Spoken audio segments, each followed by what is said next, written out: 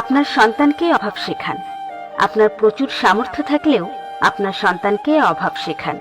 আপনি বাবা, ATM machine না। আপনি মা, ঘষা দেওয়া প্রদীপের দত্ত না, যে যা চাইবে তাই হাজির করবেন বাচ্চার সামনে।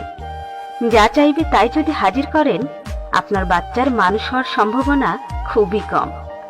সন্তানকে জীবনের মানে বোঝানো মানে কম ভালোবাসা না, বরং তাকে বেশি ভালোবাসা। কারণ আপনি যখন থাকবেন না, দুনিয়ার কঠিন পথ তাকে একাই চলতে হবে। আপনার সন্তানকে শেখান, চাইলেই সবকিছু পাওয়া যায় না, সবকিছু পাওয়ার দরকারও নেই। কষ্টের মাধ্যমে অর্জিত জিনিসের মূল্য বোঝান। তাকে বোঝান সবকিছু ছাড়াও জীবন চলে, দৌড়ায়, ওড়ে। উদাহরণস্বরূপ তাকে অনুপম রায়ের গান শোনান, সব পেলে নষ্ট জীবন। অভাবকে ভালোবাসতে হয়, তাতে অজ্ঞাত স্বরে স্বভাবটাও ভালো হয়।